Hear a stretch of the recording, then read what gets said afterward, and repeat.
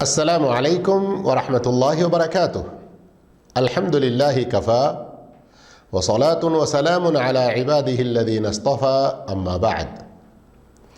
مثالی مسلمان، اس اہم عنوان کے تحت مسلمان اپنے رب کے ساتھ، اس سلسلے میں ہم کئی باتیں اب تک جان چکے ہیں۔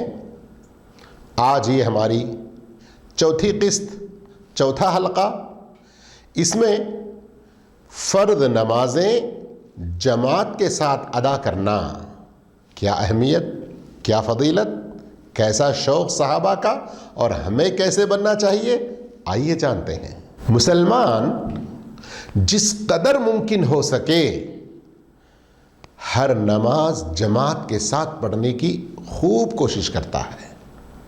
جی ہاں، اس لیے کہ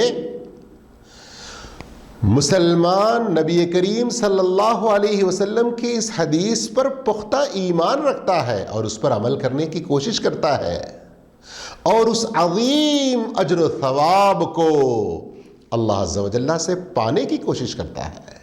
کیا ہے وہ؟ صلاة الجماعت افضل من صلاة الفرد ب27 درجہ۔ جماعت سے جو نماز ہوتی ہے اس کی فضیلت اکیلے پڑھی جانے والی نماز کے مقابلے میں 27 درجے زیادہ فضیلت ہے۔ اللہ اکبر! غور کیا آپ نے؟ مسلمان کے سامنے پیارے رسول صلی اللہ علیہ وسلم کی یہ حدیث بھی ہوتی ہے، اذا توضأ فاحسن الوضوء۔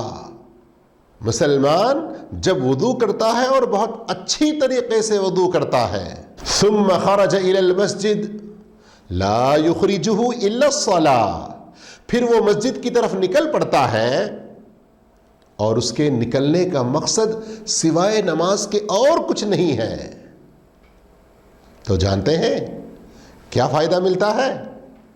آپ صلی اللہ علیہ وسلم فرماتے ہیں، لم يخط خطوة الا رفعت له بها درجة وحط عنه بها خطيئة۔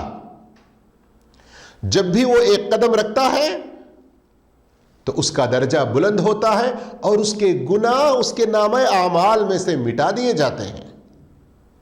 اللہ اکبر! یہ ابھی جانے کی فضیلت، جاتے جاتے جو قدم اٹھا کر رکھتے رہتے ہیں نا، اس کی فضیلت، اس کا ثواب۔ اور جب آپ مسجد میں پہنچ جاتے ہیں اور وہاں جماعت کا انتظار کرتے رہتے ہیں، تو ذرا غور کیجئے حدیث، فرشتے اس کے لیے دعا کرتے رہتے ہیں جب تک وہ اپنے اس مصلی پر ہوتا ہے۔ کیا دعا کرتے ہیں؟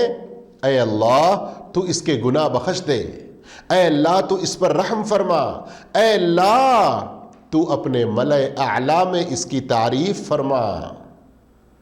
اللہ اکبر! بخاری مسلم کی روایت ہے، نبی کریم صلی اللہ علیہ وسلم نے باجماعت نماز ادا کرنے والے مسلمان کے لیے جب کبھی وہ مسجد کی طرف جاتا ہے پھر مسجد سے واپس لوٹ کر آتا ہے، ہر دفعہ اس کے لیے خوشخبری دی ہے۔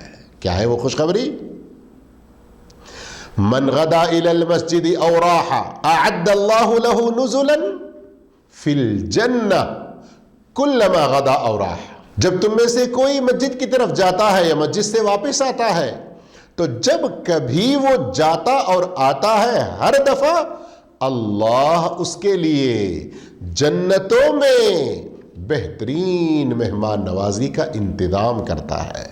غور کیجئے، اس مہمان نوازی کا انتظام کرنے والا اللہ، اس سے بڑھ کر جود و سخا، کرم و نوازش والا کوئی نہیں، اور جس جگہ کر رہا ہے وہ جنت ہے۔ وہاں کی ایک چھوٹی سی چھوٹی نعمت بھی یہ دنیا اور دنیا میں جو کچھ ہے ان سب سے عظیم ہے۔ انہی احادیث کو سن کر صحابہ کرام رضوان اللہ علیہم اجمعین با جماعت نماز کی خوب پابندی کرتے تھے۔ سچے صحابہ اکرام میں سے کوئی ایک آپ کو نہیں ملے گا جو باجماعت نمازوں میں پیچھے رہتے تھے۔ ان صحابہ کا نمونہ ہم اپنائیں۔ اور ذرا مسلم شریف میں عبداللہ ابن مسعود رضی اللہ تعالیٰ عنہ کی اس حدیث پر غور کریں۔ صحابہ اکرام کا جماعتوں کے لیے ذوق و شوق، اس کو بھی وہ بیان کرتے ہیں۔ ان کے مقابلے میں منافقوں کا کیا طریقہ ہوتا تھا اس کو بھی ذکر کرتے ہیں، اور ہم سب کو ترغیب دیتے ہیں۔ غور کیجیے، من سرہ ان یلقى اللہ تعالی غدا مسلما فلیحافظ علی ہؤلاء الصلوات الخمس حیث ینادى بہن۔ پھر آگے غور کیجئے کیا فرماتے ہیں وہ، فإن اللہ شرع لنبیکم سنن الہدی، بے شک اللہ رب العالمین نے نبی کریم صلی اللہ علیہ وسلم کے واسطے سے تمہارے لیے ہدایت کے کچھ طریقوں کو مشروع قرار دیا۔ وَإِنَّهُنَّ مِن سُنَنِ الْهُدَى، مسجدوں میں جماعت کے ساتھ نماز ادا کرنا یہ انہی ہدایت کے طریقوں میں سے ہے۔ وَلَوْ أَنَّكُمْ صَلَّيْتُمْ فِي بُيُوتِكُمْ كَمَا يُصَلِّي هَذَا الْمُتَخَلِّفُ لَتَرَكْتُمْ سُنَّةَ نَبِيِّكُمْ، اگر تم نے ویسے ہی اپنے گھر میں نماز ادا کی جماعت کو چھوڑ کر جیسے یہ پیچھے رہنے والے یعنی منافقین اپنے گھر میں ادا کرتے ہیں، تو یقیناً تم نے اپنے نبی کی سنت کو، نبی کے طریقے کو چھوڑ دیا۔ وَلَوْ تَرَكْتُمْ سُنَّةَ نَبِيِّكُمْ لَضَلَلْتُمْ، اور اگر تم نے اپنے نبی کے طریقے کو چھوڑ دیا تو گمراہ ہو گئے۔ کتنا بڑا خسارہ ہے جماعت سے نماز چھوڑنا۔ پھر آگے فرماتے ہیں وَلَقَدْ رَأَيْتُنَا مَا يَتَخَلَّفُ عَنْهَا إِلَّا مُنَافِقٌ مَعْلُومُ النِّفَاقِ، ہم دیکھتے تھے کہ جماعت کی نمازوں سے وہی پیچھے رہتا تھا جو منافق ہے، جس کا نفاق سب کو معلوم ہے، جبکہ اس کے برعکس ایمان والے جماعت کے شوقین ایسے بھی ہوا کرتے تھے کہ بیمار ہوتے، چلنے کی پیروں میں طاقت نہ ہوتی تو کیا ہوتا؟ فرماتے ہیں خود عبداللہ ابن مسعود رضی اللہ تعالیٰ عنہ، وَلَقَدْ كَانَ الرَّجُلُ يُؤْتَى بِهِ يُهَادَى بَيْنَ الرَّجُلَيْنِ حَتَّى يُقَامَ فِي الصَّفِّ، آدمی کو جو بیمار ہوتا تھا دو آدمیوں کے کاندھوں کے سہارے، یعنی دائیں بائیں دو آدمی ہوتے، ان کے کاندھوں کا سہارا لیتے ہوئے یہ بیمار آدمی اس کو لایا جاتا اور صف میں کھڑا کر دیا جاتا۔ اللہ اکبر! جماعت کی نماز کی کیا عظیم الشان حیثیت ان کے پاس تھی، کس قدر مقام تھا ان کے پاس۔ با جماعت نماز کا نبی کریم صلی اللہ علیہ وسلم کی نظر میں وہ اونچا مقام، وہ اعلی شان، اللہ اکبر، کہ آپ رحمت للعالمین ہو کر ان لوگوں کے گھروں کو جلانے کا سوچ رہے ہیں جو جماعت کی نماز چھوڑ کر اپنے گھروں میں موجود ہے۔ یہ حدیث تو سن چکے ہوں گے نا آپ، صحیح بخاری کی روایت ہے۔ آپ صلی اللہ علیہ وسلم فرماتے ہیں کہ میرا ارادہ ہوتا ہے لقد ہممت ان آمر بالصلاۃ تقام، میرا یہ ارادہ ہوتا ہے کہ میری جگہ پر نماز پڑھانے کے لیے کسی اور کو کھڑا کر دوں اور کچھ لوگوں کو لے کر لکڑیوں کا گٹھا لے کر ان لوگوں کے گھروں کی طرف جاؤں جو اس جماعت کی نماز میں شریک نہیں ہیں۔ آپ صلی اللہ علیہ وسلم کا اتنا ارادہ فرما لینا کیا ہمارے لیے کافی نہیں ہے کہ ہم ڈر جائیں، جماعت کی نماز چھوڑنے سے باز آ جائیں؟ آپ نے عملاً ایسے نہیں کیا کہ گھروں میں بچے بھی ہوتے ہیں، عورتیں بھی ہوتی ہیں جن پر نماز فرض نہیں ہے، جماعت کی نماز کی وہ شان صحابہ کی نگاہ میں، تابعین کی نگاہ میں، سلف صالحین کی نگاہ میں، کہ سعید ابن مسیب جیسے بزرگ تابعی کے بارے میں آتا ہے کہ 30 سے 40 سال تک نماز میں انہوں نے کسی کی گردن نہیں دیکھی۔ کیا مطلب؟ بالکل پہلی صف میں ہوتے تھے، دوسری صف میں نہیں۔ اس قدر شوق صرف ایک سعید ابن مسیب کا نہیں، ایسے کئی اور واقعات بھرے پڑے ہیں تاریخ اسلام میں۔ کیوں کرنا ہو؟ جس نبی کریم صلی اللہ علیہ وسلم کی مبارک صحبت میں صحابہ کی زندگی گزری، صحابہ سے تربیت پائے ہوئے تابعین، اللہ اکبر۔